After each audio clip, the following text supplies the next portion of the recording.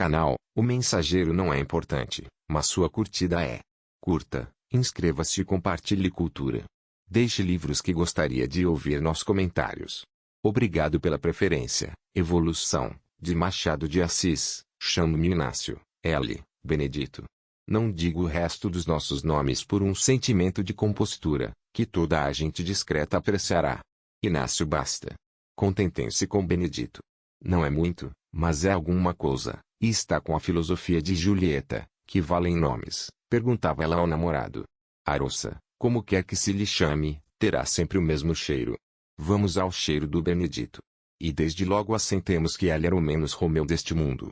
Tinha 45 anos, quando o conheci, não declaro em que tempo, porque tudo neste conto há de ser misterioso e truncado. 45 anos, e muitos cabelos pretos, para os que o não eram usava um processo químico, tão eficaz que não se lhe distinguiam os pretos dos outros salvo ao levantar da cama, mas ao levantar da cama não aparecia ninguém. Tudo mais era natural, pernas, braços, cabeça, olhos, roupa, sapatos, corrente do relógio e bengala. O próprio alfinete de diamante, que trazia na gravata, um dos mais lindos que tenho visto, era natural e legítimo, custou-lhe bom dinheiro, eu mesmo vi comprar na casa do... Já me ia escapando o nome do joalheiro, fiquemos na rua do ouvidor. Moralmente, era ele mesmo. Ninguém muda de caráter, e o do Benedito era bom, ou para melhor dizer, pacato. Mas, intelectualmente, é que ela era menos original.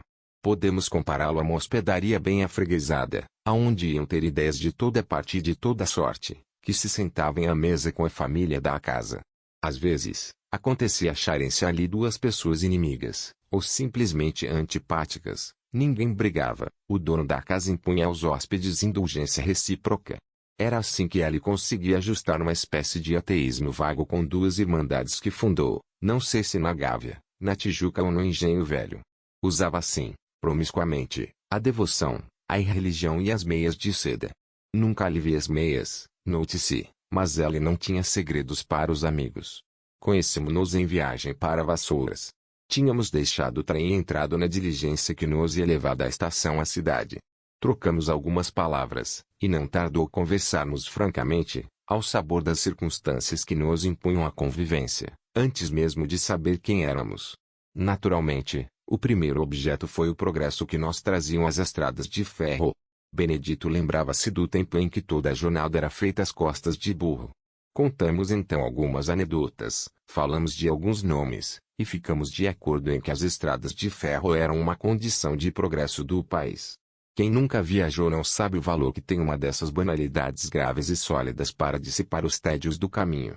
O espírito areja-se, os próprios músculos recebem uma comunicação agradável, o sangue não salta, fica-se em paz com Deus e os homens. Não serão os nossos filhos que verão todo este país cortado de estradas, disse ele. Não, de certo. O senhor tem filhos? Nenhum. Nem eu.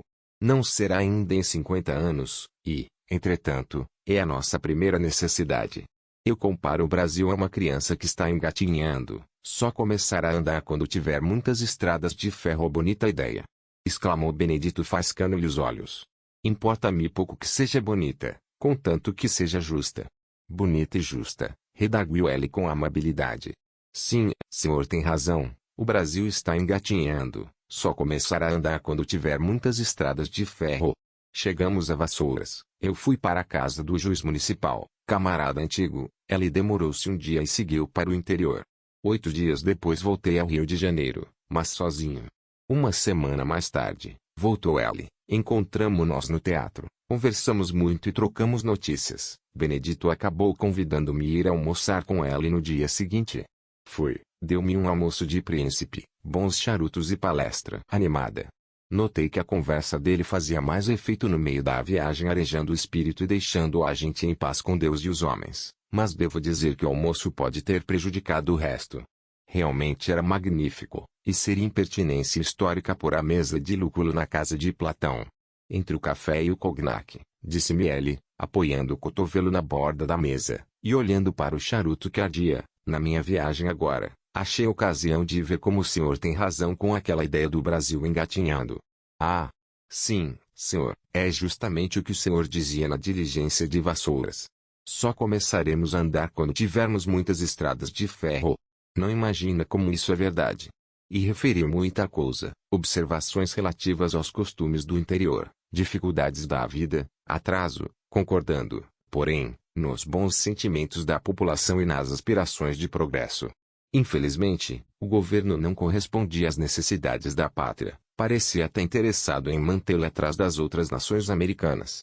Mas era indispensável que nós persuadíssemos de que os princípios são tudo e os homens nada.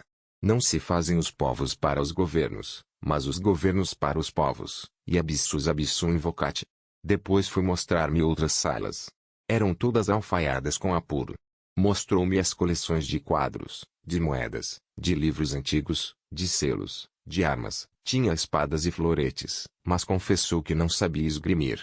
Entre os quadros vi um lindo retrato de mulher. Perguntei-lhe quem era. Benedito sorriu. Não irei adiante, disse eu sorrindo também. Não, não há que negar, acudiu ele. Foi uma moça de quem gostei muito. Bonita, não? Não imagina a beleza que era. Os lábios eram mesmo de carmim e as faces de roça. Tinha os olhos negros, cor da noite. E que dentes! Verdadeiras pérolas. Um mimo da natureza.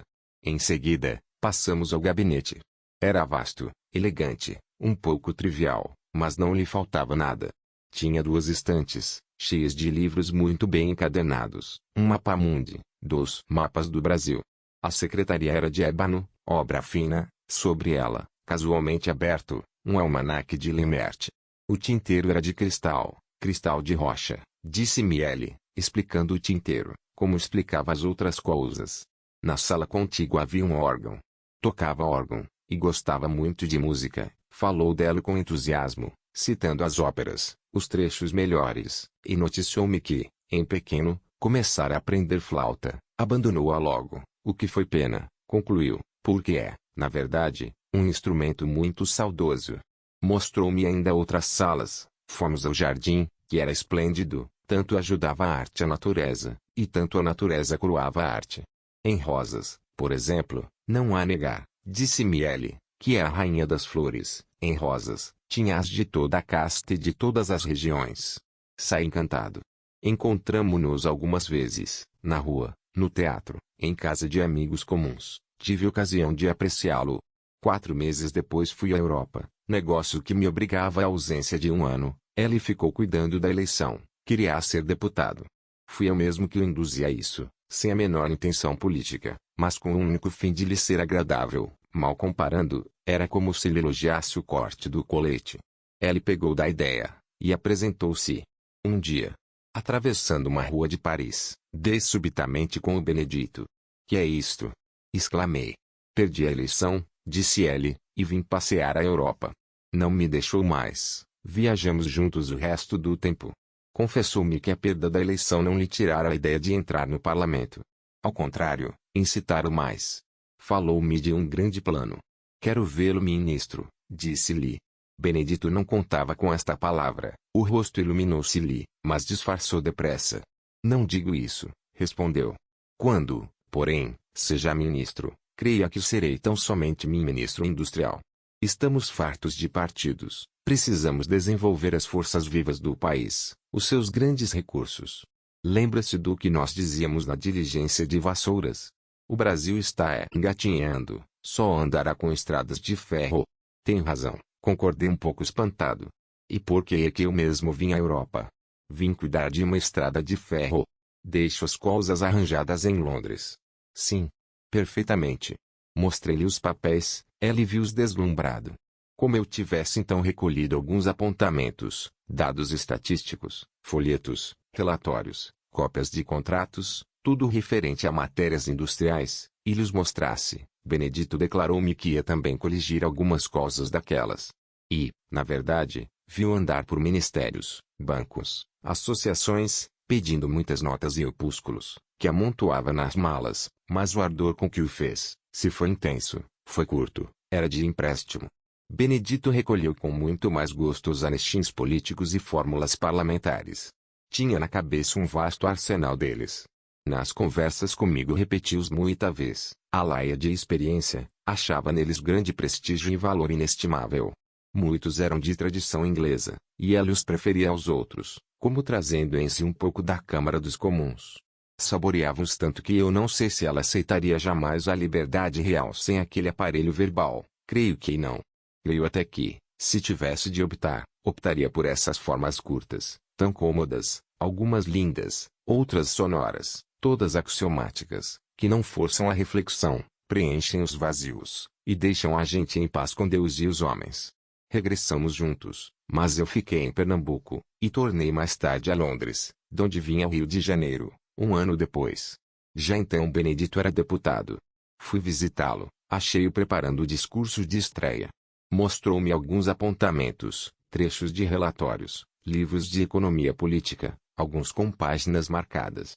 Por meio de tiras de papel rubricadas assim: câmbio, taxa das terras, questão dos cereais em Inglaterra, opinião de Stuart Mill, erro de Yates sobre caminhos de ferro, etc. Era sincero, minucioso e cálido. Falava-me daquelas coisas, como se acabasse de as descobrir, expondo-me tudo, a bovo. Tinha peito mostrar aos homens práticos da Câmara que também ele era prático. Em seguida, perguntou-me pela empresa, disse-lhe o que havia. Dentro de 2 anos conto inaugurar o primeiro trecho da estrada. E os capitalistas ingleses? Que têm? Estão contentes, esperançados? Muito, não imagina. Contei-lhe algumas particularidades técnicas, que ele ouviu distraidamente, ou porque a minha narração fosse em extremo complicada, ou por outro motivo. Quando acabei, disse-me que estimava ver-me entregue ao movimento industrial, era dele que precisávamos, e a este propósito fez-me o favor de ler o exórdio do discurso que devia proferir dali a dias. Está ainda em borrão, explicou-me, mas as ideias capitais ficam. E começou, no meio da agitação crescente dos espíritos, do alarido partidário que encobre as vozes dos legítimos interesses, permitir que alguém faça ouvir uma súplica da nação. Senhores, é tempo de cuidar exclusivamente, notar que digo exclusivamente, dos melhoramentos materiais do país. Não desconhece o que se me pode replicar, dir-me-eis que uma nação não se compõe só de estômago para digerir, mas de cabeça para pensar e de coração para sentir. Respondo-vos que tudo isso não valerá nada ou pouco, se ela não tiver pernas para caminhar, e aqui repetirei o que, há alguns anos, dizia eu a um amigo, em viagem pelo interior: o Brasil é uma criança que engatinha, só começará a andar quando estiver cortado de estradas de ferro. Não pude ouvir mais nada e fiquei pensativo.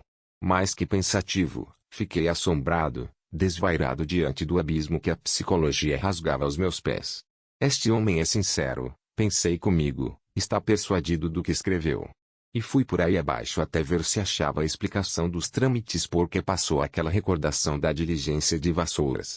Achei, perdoem-me se há nisto enfatuação, achei ali mais um efeito da lei da evolução, tal como a definiu Spencer ou Benedito, um deles.